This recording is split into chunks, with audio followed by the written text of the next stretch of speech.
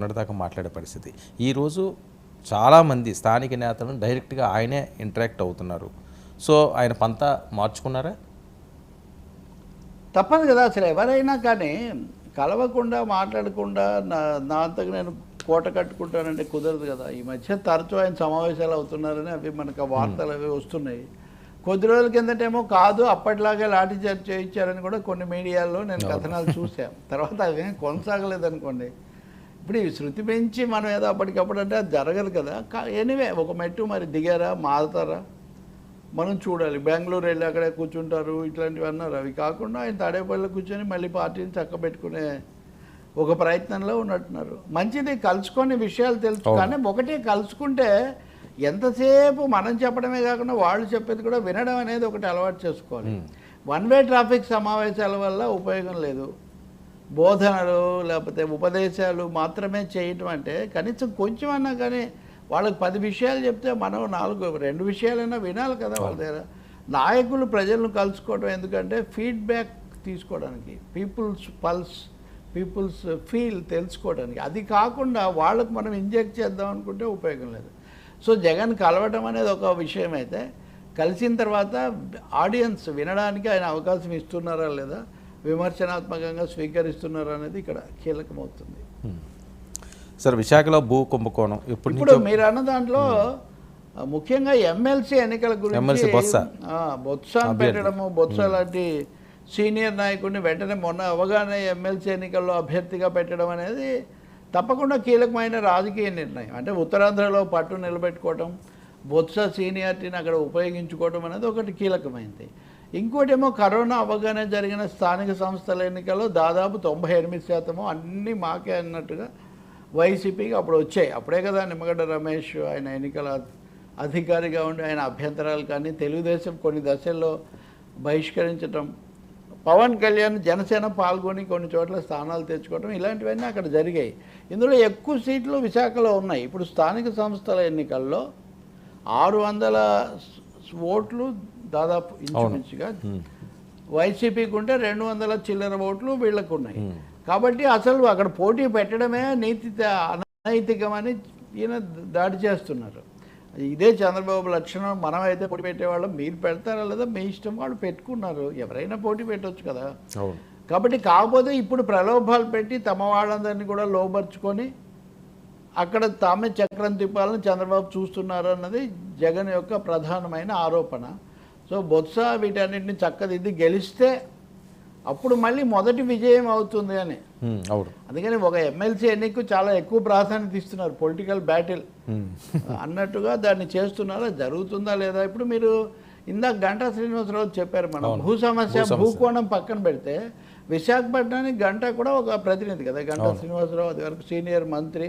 కాబట్టి ఆయన ఇప్పుడు వచ్చి ఈ విషయాలన్నీ చెప్పడము, అందరూ తలుపులు తెరిస్తే వస్తారని చెప్పడం కూడా ఈ స్థానిక కార్పొరేటర్లనేమో మొన్న చాలామందిని పవన్ కళ్యాణ్ చేర్చుకున్నారు. అది కూడా ఈ ఎన్నికలను ప్రభావితం చేసే ఒక అంశమే. గంటా శ్రీనివాసరావు కూడా చెప్పేది పరోక్షంగా ఏంటంటే మా దగ్గరికి చాలా తలుపులు తెరిస్తే వస్తారు, మేము తలుపులు తెరుస్తాం. ఎందుకంటే అభ్యర్థిని పెట్టినాక ఇంకా తలుపులు తెరవకుండా ఉండరు కదా. ఒక విధంగా బొత్స అభ్యర్థిత్వానికి వైసీపీ వ్యూహాలకు కౌంటర్గానే గంటా మాట్లాడింది ఉందని మనం అనుకోవచ్చు. రెండోది అధ్యక్షుడు కూడా అక్కడే ఉన్నాడు.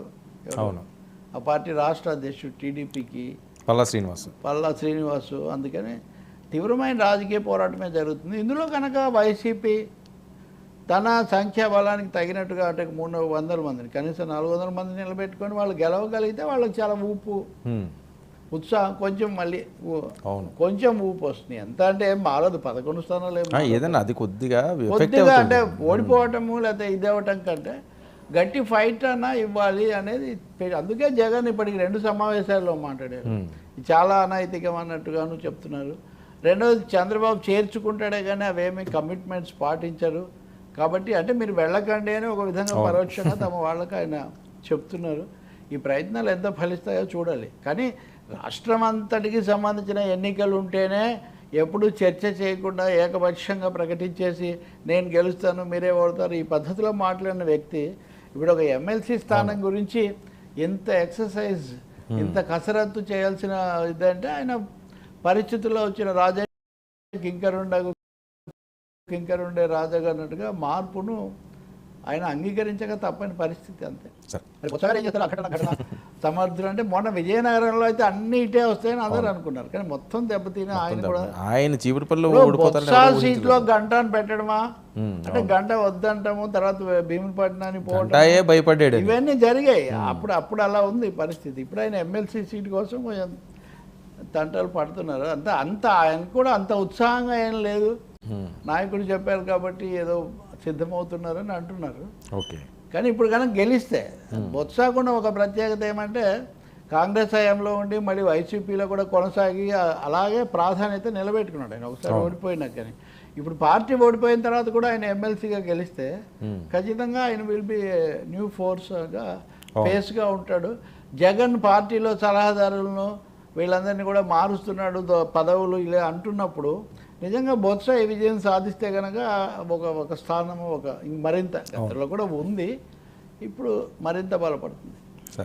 సార్ విశాఖ భూ కుంభకోణంపై ఆ ఫైల్స్ అన్నీ కూడా నిగ్గు తేలుస్తాం, సర్వే నెంబర్లతో సహా బయట పెడతాం అంటున్నారు గంటా గారు. పెట్టండి సార్, మోస్ట్ వెల్కమ్ కదా గంటా శ్రీనివాసరావు, మోస్ట్ వెల్కమ్. ఇప్పటికీ 10 ఏళ్ల నుంచి ఎదురు చూస్తున్న ఆ సమస్యలు, భూములు అవి ఆ లిస్టు పెరుగుతుందే కానీ తగ్గడం లేదు. ఆ సందర్భంలో ప్రస్తుత సభాపతిగా ఉన్న అయ్యన్న పాత్రుడు, శాసనసభ్యుడిగా ఉన్నటువంటి గంట, వీళ్ళ మధ్య కూడా కొన్ని వివాదాలు.